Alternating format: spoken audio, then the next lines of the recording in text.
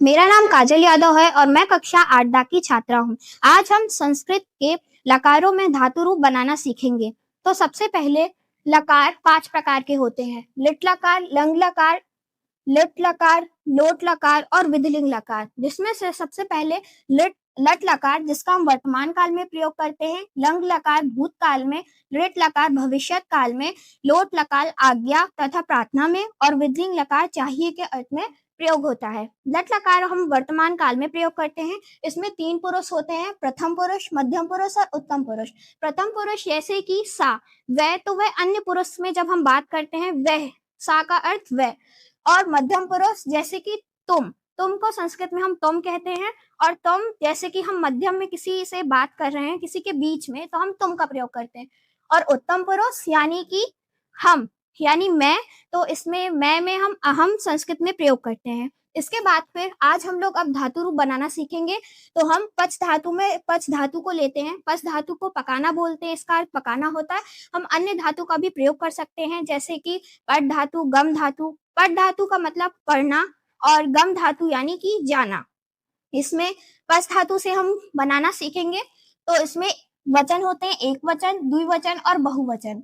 प्रथम पुरुष में पचती, तो इसका हम प्रत्यय लगाकर प्रयोग करते हैं, जैसे कि ती, ता और अंति में। तो जैसे पच में हम बनाएंगे तो पच धन ती अर्थात पचती, और पच धन ता अर्थात पचता, पच धन अंति अर्थात पचंती, यानी कि पका वह। अगर हम इसमें प्रथम पुरुष में लेंगे तो वह पकाता है, वह दोनों पकाते हैं, वह सब पकाते हैं। ऐसे ही हम मध्यम पुरुष में बनाएंगे, पचसी, पचथा, पचत, पचामी, पचावा, पचामा। अब मेरा मित्र आदित्य आपको लंग लकार यानी भूतकाल के बारे में बताएगा।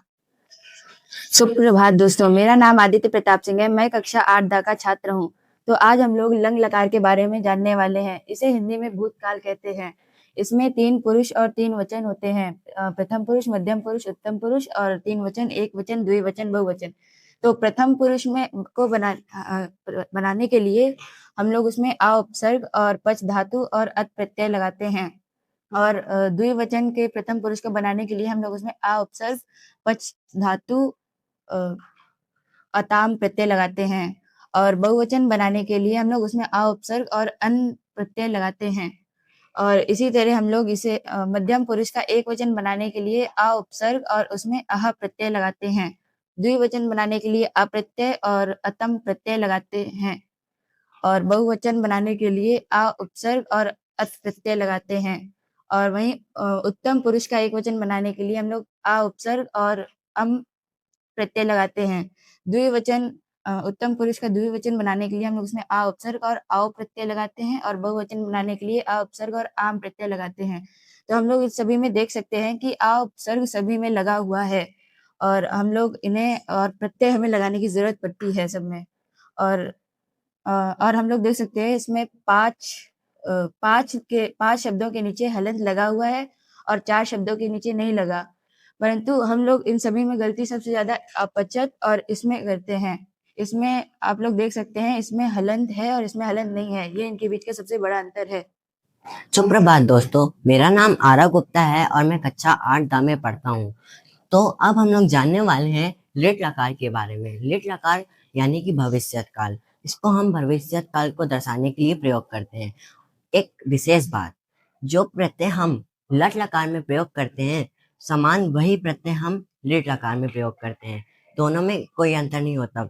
हाँ, लेकिन यहाँ पे पच धातु का परिवर्तन हो जाता है पच में।